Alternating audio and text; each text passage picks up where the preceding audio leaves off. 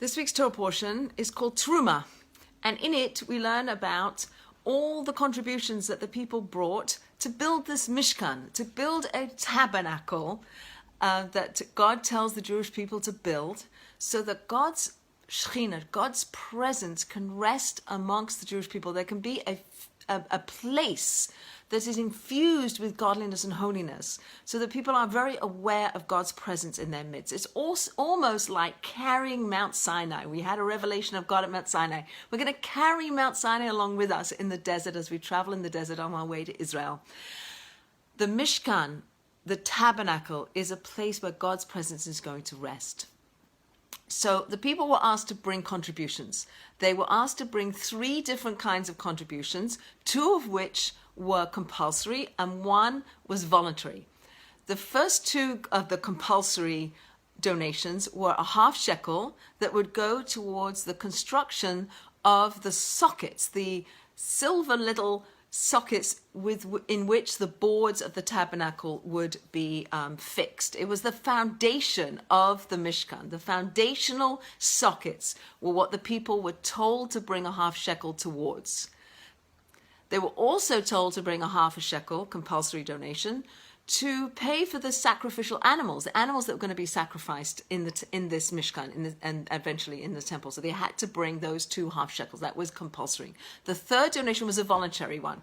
Bring with your heart, whatever your heart desires, bring that, and we'll use those contributions to make the vessels that are going to go inside the Mishkan, to make the Ark of the Covenant, to make the menorah, to make the table, to make the altar. These were the things that the people contributed with their hearts, voluntary. They wanted to bring their physical wealth to contribute to this Mishkan, this tabernacle, which was going to elevate everything physical to something very spiritual. It's going to be a very tangible sense of God in this place.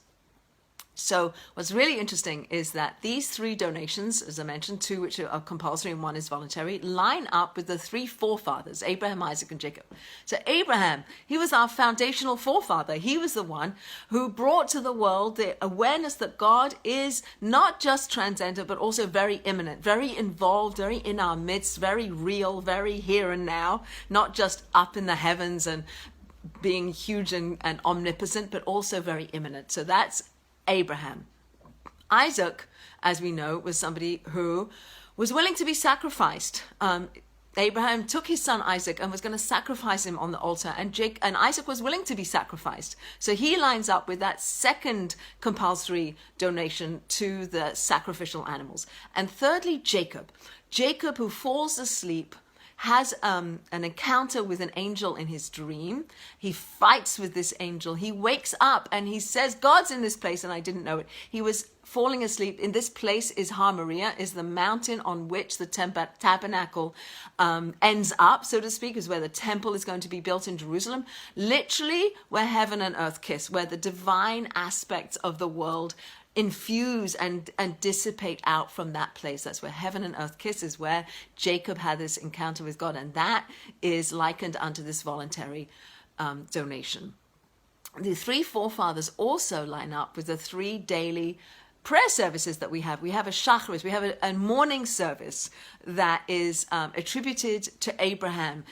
It's in the morning when things are clear, when we're not so foggy. It's like we're really like on our game. We understand things with a greater clarity in the morning. That's Abraham. Abraham brought shacharis into the world. Mincha is Isaac. Isaac brings the afternoon service, and Jacob brings the evening service. So the evening service originally was not compulsory; it was a voluntary service. Now it's become, compulsory. But in the beginning, it was not compulsory. And this is at nighttime. This is when things are dark. This is us in exile. We are like Jacob. We are struggling. We're in the dark. We don't quite see things so clearly. It's not so clear.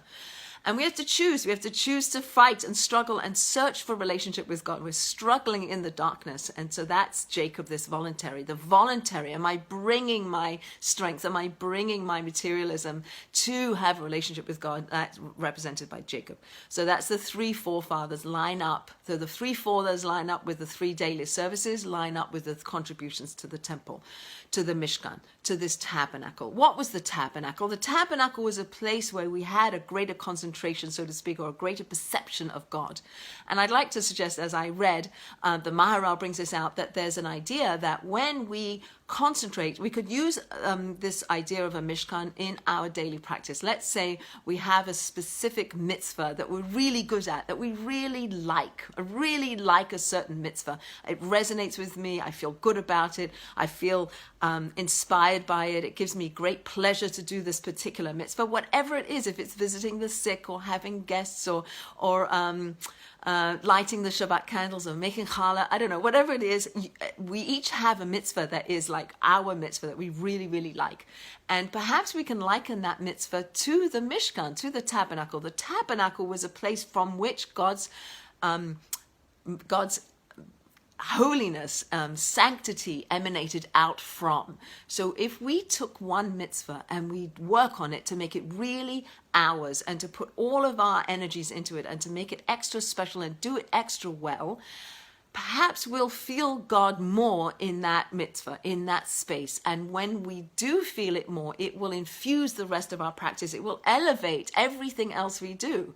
So we can use that one special mitzvah that's our special mitzvah to infuse it out to the other things that we do in our world. Just like the Mishkan was this concentration of God, so to speak, where we had a greater perception of God in that place, and then we took it out with us into the rest of the world. So that mitzvah could be like that.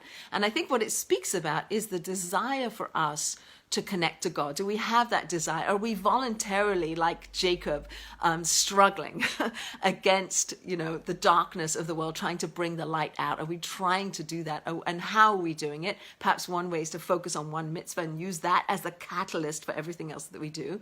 And this week, the Shabbat before Purim, we know the Purim story of Haman who wanted to destroy the Jews. Haman was a descendant of Amalek. Amalek is this force in the world who wants to destroy the Jewish people, who wants to annihilate the Jewish people.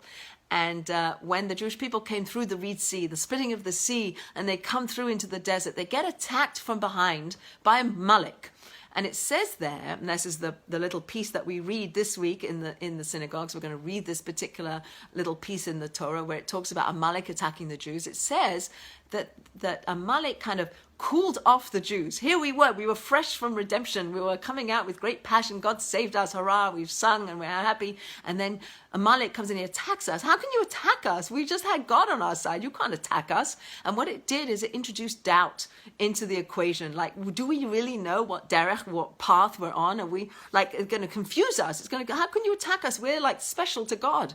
And it kind of introduces that idea of doubt, and it cools us off. Our passion and our desire to follow God is cooled off. We're not as passionate and as desirous of relationship because we have all these forces that are pulling us away.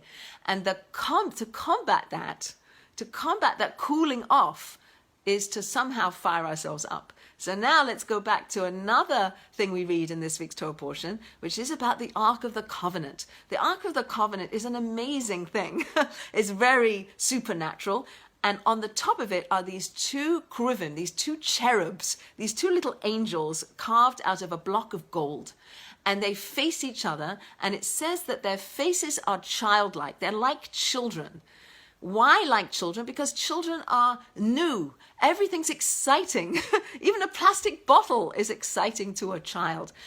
They see the world with excitement and passion and joy and newness, and we don't. Like, it's a plastic bottle, let's throw the bottle away and give them a real toy.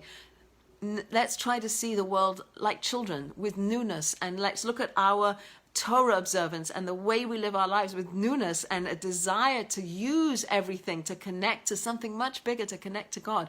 So I think that if we want to combat Amalek, we want to combat that roteness, that blahness of life, then we have to somehow infuse our lives with desire and passion. How do we do that? Maybe by concentrating on one particular mitzvah and doing it really, really well, and feeling that God's in this place, and then using that feeling and that perception to then infuse the rest of what we do. So in this place of darkness, as we enter into this coming Shabbat, where we're going to read Parshat Zachor, and we're going to remember what Amalek did to us on the way, where he tried to cool us down, Let's combat the cooling down by being more passionate, by being more childlike, not in an immature way, but an immature way, with curiosity and with an openness to learn and to grow. And in that learning and in that growing and in that connection to God, feeling great simcha, great joy.